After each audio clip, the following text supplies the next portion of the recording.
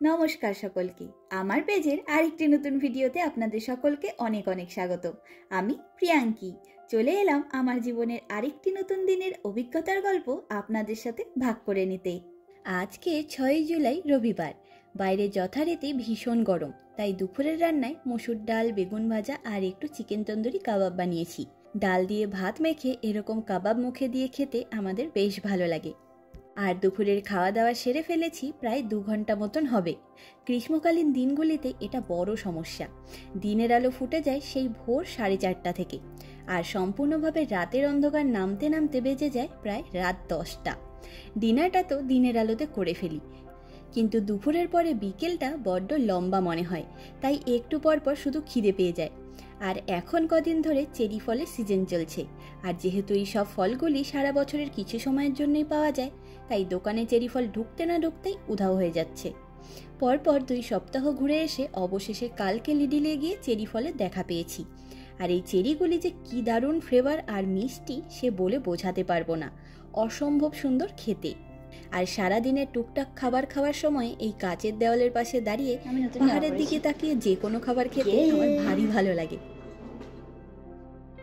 আমরা সবার আগেই আমাদের বাড়ির পেছনের দিকে অবস্থিত বাস স্ট্যান্ড হরবাত মিহালি থেকে বাসে উঠে পড়েছি অক্সিডের যাব বলে। সেখান থেকেই আমরা আরেকটি ট্রামে উঠব। বাস থেকে নেমেই এক অদ্ভুত সুন্দর চকচকে সবুজ রঙের দেখা পেলাম। চারিদিকটা যেন সবুজে সেজে উঠেছে। এই সময়টা গোলাপ ফুল আর করবী ফুলের সিজন এখানে। চারিদিকে ভরে ভরে এই ফুলগুলির দেখা পাই আমরা এখন। আর এই জায়গার বিল্ডিংগুলি কি সুন্দর দেখুন। এই স্কোয়ারের বেশিরভাগ বিল্ডিংগুলি এরকম লাল ইটের ডিজাইনে বানানো, ওই জন্য আরও বেশি ভালো লাগছে। ওটা মাগিয়ার পোস্টটা লেখা, ওটা হচ্ছে হাঙ্গেরি পোস্ট অফিস। মেবি সবচেয়ে বড় পোস্ট অফিস এটাই। এই বিল্ডিংগুলো খুব কিউট, এখানে সব লাল লাল, কি সুন্দর। আর ওই ব্যালকনিটা কি কিউট। ব্যালকনি ঠিক নয় এগুলো, ওই আবার আটকেও দিয়েছে। যাই হোক, ব্যালকনিগুলো সুন্দর দেখতে, কি দারুণ লাল ইটের। আর এই একই শহরের নানা দিক জুড়ে যে কত রকমের ট্রাম চলাচল করে সে আরেক আশ্চর্য বিষয়। বুদাপেস্ট শহরে 3 থেকে 4 রকম পুরনো ট্রামের দেখা পাওয়া যায়, আর নতুন ট্রাম রয়েছে 2 ধরনের। কিন্তু প্রতিটি ট্রামের ভেতর আর বাইরের দৃশ্য এক এক রকমের সুন্দর হয় দেখতে। আর ট্রামে করে এদিক ওদিক যেতে আমাদের ভীষণ ভালো লাগে। আমরা তো শীতকালে কোথাও যাওয়ার না থাকলেও একটু ঘুরু ঘুরু করার জন্য যে কোনো ট্রামে বসে পড়ি। শহরের এই প্রান্ত থেকে ওই প্রান্ত ঘুরে বেড়াই। আর এদিককার সব ট্রামগুলিতে শীতকাল জুড়ে হিটার চালানোই থাকে, তাই ঠান্ডা লাগার কোনো বিষয়ও নেই।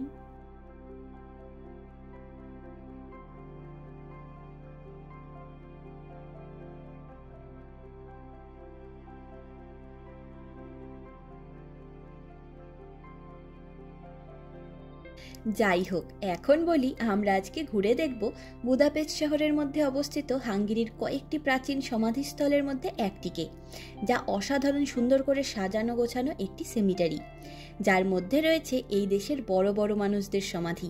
প্রবেশ গেটটি দিয়ে ঢুকতেই সামনে রয়েছে এই ছোট্ট মিষ্টি চার্চটি।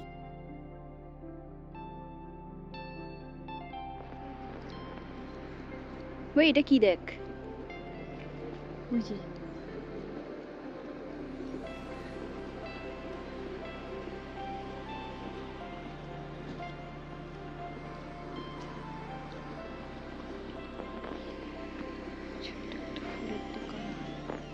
রোদের রিফ্লেকশনে বোঝা যাচ্ছে কিনা আমি বুঝতে পারছি না ঠিক মতো।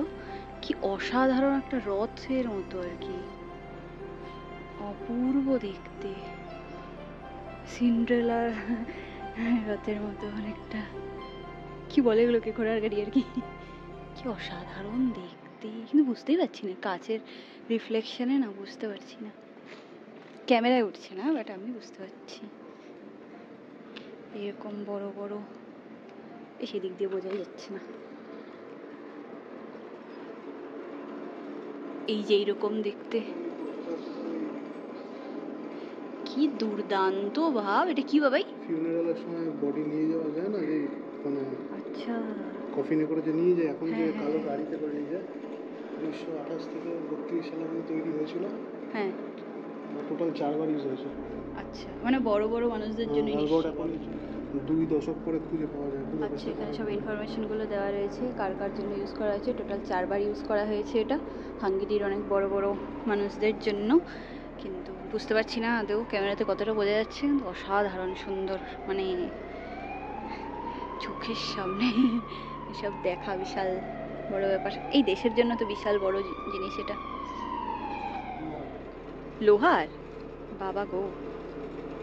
এদিক দিয়ে খুব ভালো লাগছে, ওই সাইডগুলো দিয়ে বুঝতে পারছি না, পুরো রিফ্লেকশনে বাজে হয়ে যাচ্ছে, দেখতে পাচ্ছি না, কিন্তু অসাধারণ দেখতে, মজা কোনো সিনেমায় দেখছি। বাপরে, স্বর্গরথ যাকে বলে। হ্যাঁ, খুব সুন্দর। এই দেশের জন্য এটা ভীষণ বড় ব্যাপার, দেখলাম ভালো লাগলো।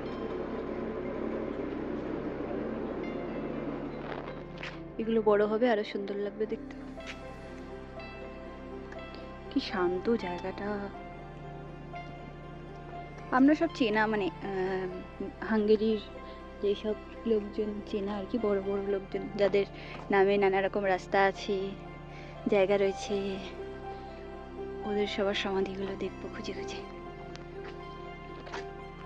ভালো একটা এক্সপিরিয়েন্স।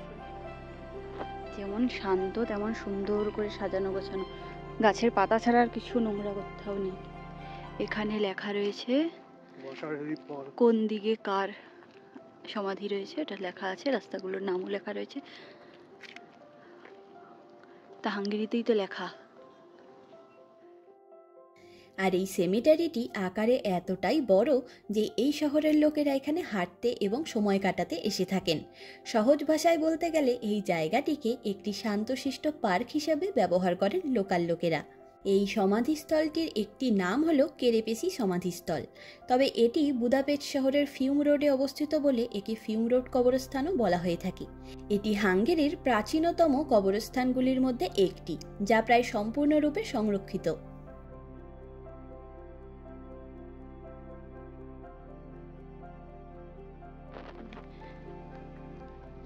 কি দারুণ না এটা দেখতে, কত বড়। এখানেও কি আছে? এখানেও মানে কবর আছে। ওটা বাঁধানো আর কি। আচ্ছা, এইগুলোরই কি একটা দেখলাম তখন ওই রাস্তা দিয়ে, এরকম একটা গম্বুজ দেখলাম তো তখন। ওই পাশেও রয়েছে।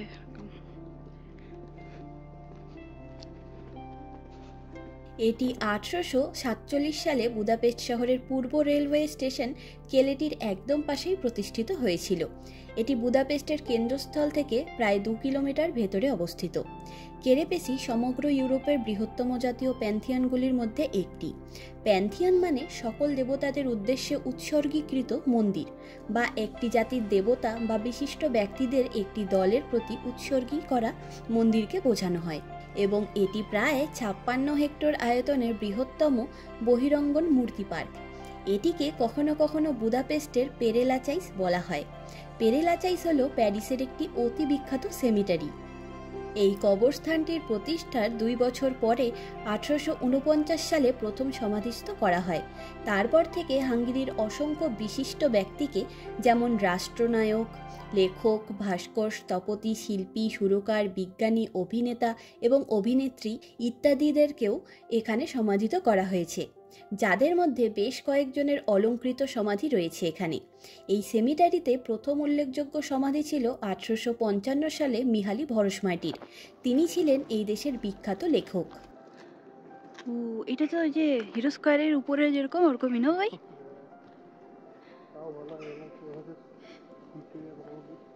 ধাত্রিকা।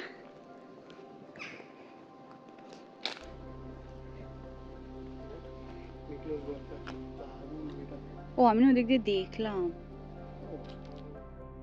আমরা তো এই দেশের সকলের সম্বন্ধে সেরকমভাবে কিছু জানি না, তবে কিছু কিছু বিখ্যাত ব্যক্তিদের নাম শুনেছি নানা জায়গার সম্পর্কে পড়াশোনা করে। আবার এই শহরের বেশ বড় বড় স্কয়ারের নাম কিংবা ইউনিভার্সিটির নাম রয়েছে যাদের নামে, তাদের নামটা আমাদের কাছে একটু হলেও পরিচিত, তাই ওনাদের সমাধিস্থলগুলি ঘুরে ঘুরে দেখছি। আমি সব বড় বড় ব্যক্তিদের সমাধিস্থলগুলির ছবির নিচে তাদের নাম লিখে দিচ্ছি আপনাদের বোঝবার সুবিধের জন্য। তবে সত্যি বলতে এখানে আসার আসল কারণ হলো এই দেশে তাদের দেশের বিখ্যাত এবং বিশেষ ব্যক্তিদের প্রতিটি টুমকে কি অসাধারণ সুন্দর করে সমাধিস্থ করা হয়েছে সেটা দেখবার জন্যই এসেছি।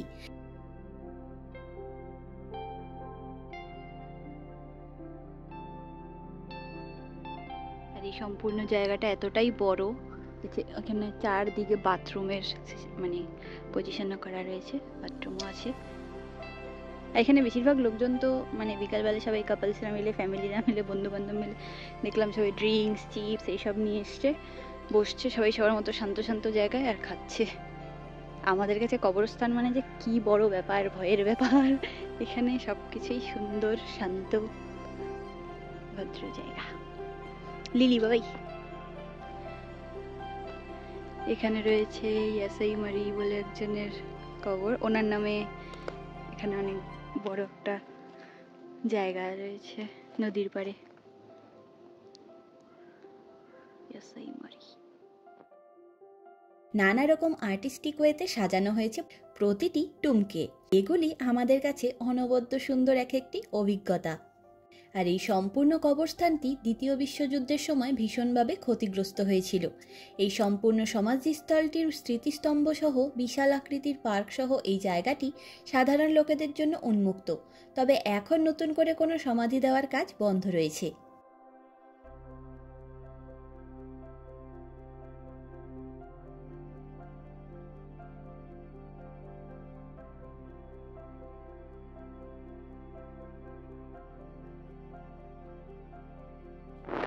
হয়ে গেল, সেটাই। এটাও কিন্তু বড় একটা ব্যাপার, বল, এটাও কিন্তু একটা বড় ব্যাপার। এই যে জিনিসটা তার আর যত্ন হচ্ছে না। হ্যাঁ, তবে জানেন তো, সম্ভবত এই সেমিটারির মধ্যে অবস্থিত বিশেষ ব্যক্তিত্বদের টুমগুলি সরকারের পক্ষ থেকেই রক্ষণাবেক্ষণের কাজ করানো হয়, তাই খুব ভালোভাবে সংরক্ষিত সেই বড় বড় আকারের টুমগুলি। তবে সম্ভবত এখানে থাকা সাধারণ মানুষদের টুমগুলিকে রক্ষণাবেক্ষণ করে থাকে তাদের পরিবারের লোকেরাই।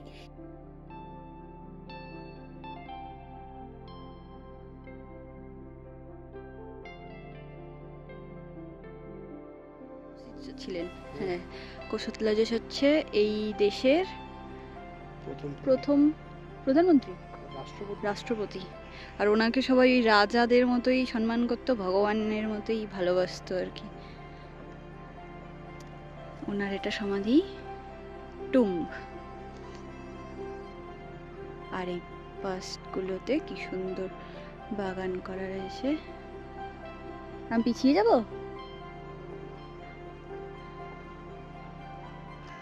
কি বড় বড় মৌমাছি দেখবো ভাই। আমাদের গাঁদা ফুল রয়েছে, সাজাতে জানি, এই জন্যই সব দিক এত সুন্দর। কি দারুণ রে, কি বড় বল। এটাকে আরো কাজ করেছে না, সুন্দর করেছে। এখানে তো কোনটা কার সমাধি সেটি এবং কত সালে জন্ম এবং মৃত্যু সেটা লেখা রয়েছে। সেগুলি দেখেই বুঝতে পারছি কোন সমাধি কতটা পুরনো। আর সেভাবেই চোখে পড়ল অনেক বছর পুরনো কিছু সমাধি এখনও কি সুন্দরভাবে রক্ষণাবেক্ষণের মধ্যে রয়েছে, আবার নতুন করে সাজানোও হয়েছে। তবে অনেক টুম দেখলাম যার রক্ষণাবেক্ষণের কাজ বহুকাল ধরে হয় না বলেই মনে হলো। সম্ভবত তাদের পরিবারের কেউ আর এই দেশে নেই কিংবা এই পৃথিবীতেই নেই। এই ব্যাপারটি ভেবে বেশ মন খারাপ লাগলো। আর এখানে তো খুব দরকার ছাড়া গাছ কাটার কোনো ব্যাপার নেই, তাই কত পুরনো পুরনো গাছ রয়ে গেছে। অসাধারণ সুন্দর লাগে এই ব্যাপারটি। এই গাছের কথা বলতেই মনে পড়ল হাঙ্গেরির একটি পুচকে শহর রয়েছে যার নাম গদল্য। সেই শহরের সব থেকে বেশি উল্লেখযোগ্য বিষয় হলো সেই শহরের মধ্যে থাকা একটি রয়্যাল প্যালেস এবং কয়েকশো বছর পুরনো গাছ এখনও যত্নের সাথে রয়ে গেছে। নানা জায়গার ট্যুরিস্টদের কাছে সে এক অপূর্ব আকর্ষণীয় বিষয়। আর আমরা এখন যে একটি সুবিশাল আকারের সমাধিস্থলের সামনে এসে দাঁড়ালাম, এটি হলো কমিউনিস্ট পার্টির সদস্যদের সমাধিস্থল। হাঙ্গেরিতে এককালে কমিউনিস্ট পার্টির শাসন এবং শোষণ চলত, সে তো আমাদের সকলের কাছেই জানা। সেই সময়ের কমিউনিস্ট পার্টির লোকেদের সমাধিস্থল হিসেবে বানানো হয়েছিল এটিকে। তবে সবথেকে বড় বিষয় হলো এখনও তাদের সমাধিস্থলটি অক্ষত অবস্থায় এখানে রয়ে গেছে। এটিকে এই দেশের এক ভয়ানক ইতিহাসের প্রতীক হিসেবেই চিহ্নিত করা যায়, তবে সেটিও অক্ষত অবস্থায় রয়েছে, যার মধ্যে দিয়ে এই দেশের একটি অত্যন্ত ভালো মানসিকতার পরিচয় পাওয়া যায়। সত্যি ভাবনার বাইরে। যারা কিনা বছরের পর বছর এই দেশের লোকেদের ওপর নির্মম অত্যাচার করে গেছেন, তাদের সমাধির সম্মানও বজায় রেখেছেন এই দেশ। সম্পূর্ণ জায়গাটি জুড়ে একটা অদ্ভুত শান্তি বিরাজ করছে। সৌভিক আমাকে বেশ কয়েক মাস ধরে এখানে আসার কথা বলে যাচ্ছিল। আমি একটু ভীতু প্রকৃতির মানুষ, তাই আজ যাব, কাল যাব, শনিবারে যাব না রবিবারে যাব করে করে শুধু বাহানা করছিলাম। তবে আজকে এখানে এসে বেশ ভালো একটা অভিজ্ঞতা হলো। আর এই জায়গাটা হচ্ছে এই সেমিটারি তো না, সেমিটারিটা হচ্ছে রাত 8টা অবধি খোলা থাকে, কারণ 7:30 বাজে। আর এখানে লেখা রয়েছে কিজারত, বাট এটা উচ্চারণ হবে কিয়ারত, এটা মানে এক্সিট। এই রাস্তাটা দিয়ে আমরা এখন চলে যাব। এখানে শুকনো পাতাগুলো পড়ে রয়েছে, পাড়ালে পরে কি শব্দ হচ্ছে। আর এই দিকটা দেখুন কি সুন্দর দেখতে, পুরো শান্ত। চারদিকে এত গরম, কিন্তু এখানে অনেকটাই রাত হচ্ছে, তাই সূর্যের আলোর তাপটাও চলে গেছে আর সুন্দর হাওয়া দিয়েছে, খুব ভালো লাগছে দেখতে।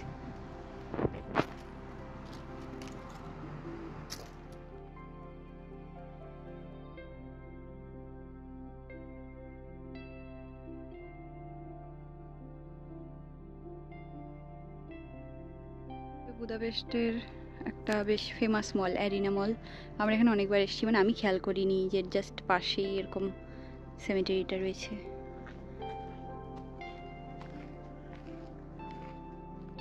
এখন রাত 7:45 মতন বাজে।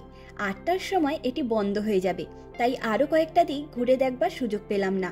জায়গাটি এতটাই বড় যে আমরাও ক্লান্ত হয়ে পড়েছি। এবারে ফটাফট বাড়ি পৌঁছে আগে ডিনারটা করে নেব।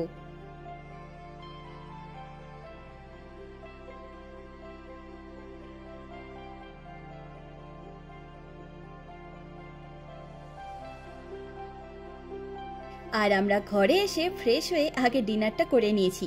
তবে এই সপ্তাহের বাজার করতে গিয়ে দেখা পেয়েছিলাম ইতালির বিখ্যাত ডেজার্ট ক্যারামেল ফ্লেভারের প্যানাকটার, তাই নিয়ে এসেছি। অসাধারণ ভালো খেতে এটি। তারপরে কি করতে হবে, ওটা নিচে রেখে দিই।